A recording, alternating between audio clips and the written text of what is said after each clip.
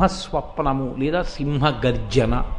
కాకి ఉందనుకోండి, అలా అరుస్తూనే ఉంటుంది. కాకి అరిచిందని ఎవరైనా వెళ్ళిపోతారా? కొత్తగా వస్తారు బంధువులు, కాకి అరుస్తోంది బంధువులు వస్తారండి. లేకపోతే ఏదో పిచ్చుక అరుస్తూనే ఉంటుంది, కుక్క అరుస్తూనే ఉంటుంది, కుక్కలా అరుస్తూ ఉంటాడండి. అరణ్యంలో ఎన్నో జంతువులు అరుస్తూనే ఉంటాయి. అరణ్యంలో జంతువులు అరుపు వినకపోవడం అన్నది మీకు ఉండదు, ఎప్పుడు సింహం అలా గర్జించదు.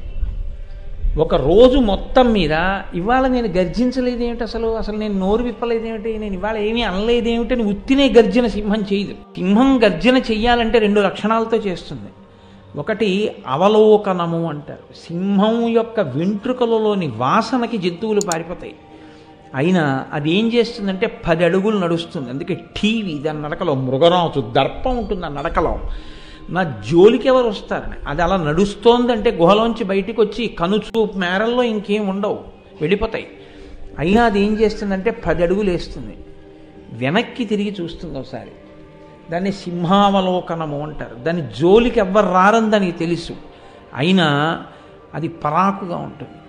దానికి అది అలవాటు. ప్రతి 10 అడుగులకి ఒకసారి ఆగి వెనక్కి చూస్తుంది. అస్తమానం తను చదువుకున్న చదువుని పురస్చరణ చేసుకోవడం, పెద్దల మాటల్ని జ్ఞాపకానికి తెచ్చుకుంటూ ఉండడం, తన అనుష్ఠానాన్ని దిద్దుకుంటూ ఉండడం, ఇది సింహం లాంటి గురువుకు అలవాటు. సింహం ఎత్తైన ప్రదేశం ఎక్కి పడుకుంటుంది.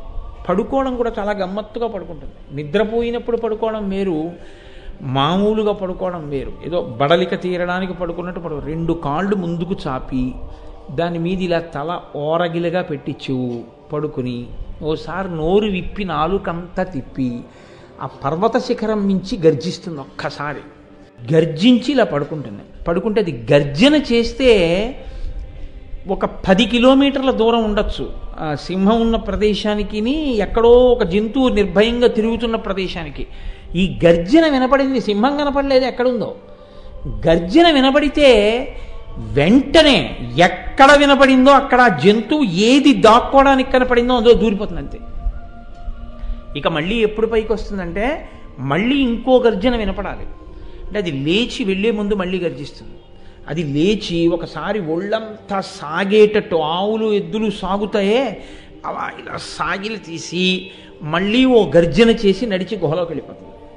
అలా 2వ గర్జన చేసి అది వెళ్ళిపోయేంత వరకు జంతువులన్నీ పడుకుంటాయి, ఎక్కడివక్కడ బొరియల్లో దూరిపోతాయి. మామూలు వాళ్ళ మాటలు వేరు, కాకి గోల. గురువు యొక్క మాట గర్జన. గురువుగారు ఒక్క మాట మాట్లాడితే అంత మార్పు తీసుకురాగలడు. ఆయన వాక్కుకంత శక్తి ఉంటుంది. ఎక్కడిది ఆ శక్తి? సహజము. సింహమునకు ఎలా ఉంటుందో గురువుకు అలా ఉంటుంది అంతే. కాబట్టి ఇప్పుడు అటువంటి శక్తి ఉన్నది అని అన్ని జంతువులు ఎలా భయపడతాయో, మా గురువు గారు అటువంటి వాడు అని నువ్వు నమ్మడం నీ మీద ఉంటుంది గురి. నీకు ఆ గురు ఉంటే ఆయన నీ గురువు. బాగుండదు ఒకసారి గురువుగారు అంటే గురువుగారు కాదు. గురి ఎవరికి ఉందో వాళ్ళకే ఆయన గురువు అవుతాడంతే. గురి లేని వాళ్ళకి ఆయన గురువు కాడు.